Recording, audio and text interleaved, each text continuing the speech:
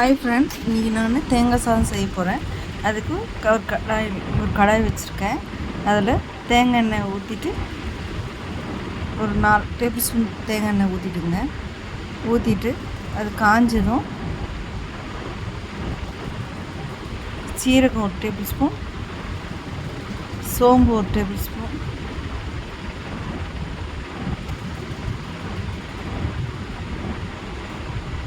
போட்டுக்குங்க. போட்டுட்டு பட்டை, லவங்கம், ஏலக்காய் அது போட்டுக்குங்க. அப்புறம் கருவேப்பிலை, பெரிய வெங்காயம் 2 பெரிய வெங்காயம் எடுத்திருக்கேன். அதை நீல வாக்கில் கட் பண்ணி அதையும் சேர்த்துருக்கேன். காரத்துக்கு 4 பச்சை மிளகா சேர்த்துருக்கேன். உங்களுக்கு எவ்வளோ காரம் தேவையோ அவ்வளோ போட்டுக்குங்க. இது தேவையான அளவு இது நல்லா வதக்கிட்டு தேவையான அளவு உப்பு போட்டுக்குங்க. போட்டு நல்லா வதக்கிட்டு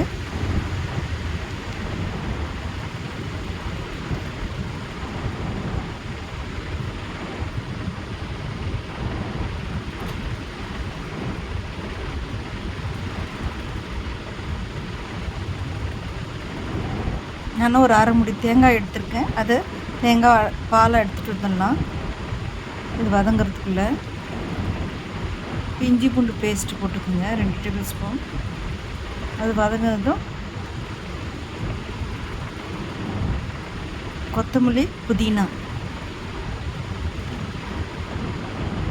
இந்த பச்சை வாசனை இஞ்சி பூண்டு, இப்போ கொத்தமல்லி புதினாவும் போட்டுக்கலாம்.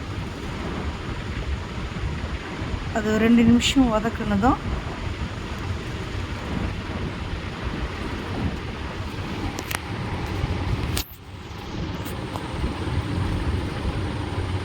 அப்புறம் ஒரு பெரிய தக்காளி எடுத்துக்கோங்க.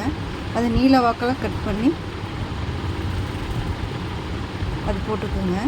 அது ஒரு 2 நிமிஷம் வதங்கினா போதும், ரொம்ப வதக்கணும்னு அவசியம் இல்லை.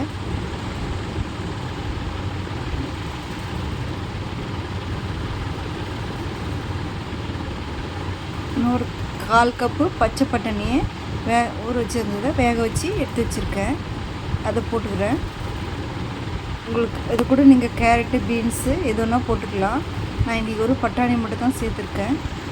இது பட்டாணி போடலன்னா கூட அப்படியே வெறும் தக்காளி இது போட்டு மட்டும் செஞ்சிங்கன்னா கூட நல்லாயிருக்கும். நான் இன்றைக்கி பட்டாணி கொஞ்சம் சேர்த்துருக்கேன். உங்களுக்கு எது விருப்பமோ அது செஞ்சுக்கோங்க. இப்போது நான் கரம் மசாலா போட்டுக்கலாம். அதுக்கப்புறம் நான் 2 டம்ளர் அரிசியை ஊற வச்சுருக்கேன். 1/2 மணி நேரம் போல் ஊற வச்சுருக்கேன். அதை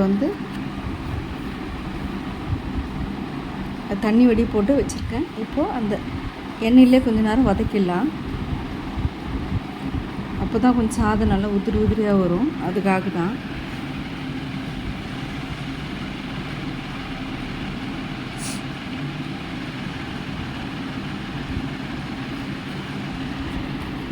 இப்போ நான் 1 டம்ளருக்கு 2 டம்ளர் தண்ணின்ற மாதிரி நான் இன்றைக்கி 2 டம்ளர் எடுத்திருக்கேன். அதுக்கு நான் 5 டம்ளர் தண்ணி மாதிரி, அதில் 4 டம்ளர் தேங்காய் பால் எடுத்திருக்கேன்.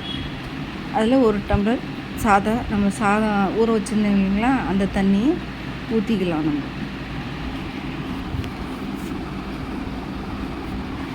ரொம்ப அருமையாக இருக்கும், ட்ரை பண்ணி பாருங்கள். இப்போ நான் அளந்து வச்சுருக்கேன்.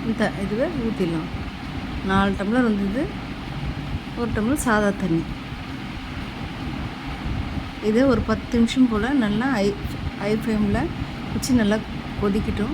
கொஞ்சம் தண்ணி வற்றின மாதிரி இருந்ததும் சிம் பண்ணிவிட்டு மூடி வச்சிட்டிங்கன்னா சாதம் கொஞ்சம் நேரத்தில் ஆகிடும். இப்போ இது மூடிடலாம். நல்லா ஹை ஃப்ளேமில் நல்லா இதுவானதும் கொஞ்சம் ட்ரை ஆனதும் சிம் பண்ணிக்கோங்க.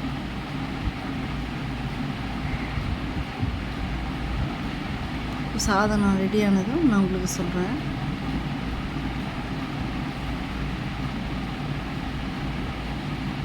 இது நீங்கள் குருமாவோடையும் இல்லைன்னா எதனா சிப்ஸ் மாரி வச்சு சாப்பிட்லாம். ஆனால் சிக்கன் கிரேவி வச்சு சாப்பிட்டிங்கன்னா அவ்வளோ அருமையாக இருக்கும்.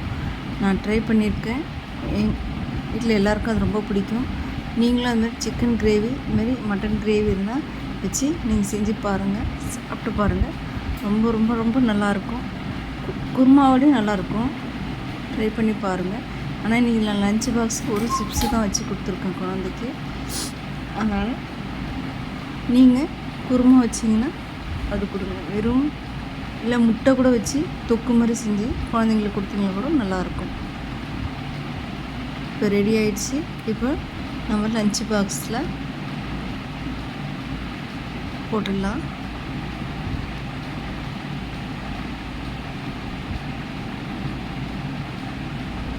நீங்களும் வீட்டில் இது செஞ்சு பார்த்துட்டு எப்படி இருக்குன்னு எனக்கு சொல்லுங்கள் ஃப்ரெண்ட். உங்களோட ஆதரவு எனக்கு வேணும். நீங்களும் எனக்கு சப்போர்ட் பண்ணணும். எனக்கு தெரிஞ்சதை நான் செய்கிறேன். அதை நீங்கள் எப்படி இருக்குன்ட்டு எனக்கு சொல்லுங்கள். இப்போ பாருங்கள் ரெடி ஆகிடுச்சு. இது நான் லஞ்சுக்கு ரெடி பண்ணிவிட்டேன். நீங்களும் ட்ரை பண்ணி பாருங்கள் ஃப்ரெண்ட்ஸ். பாய்.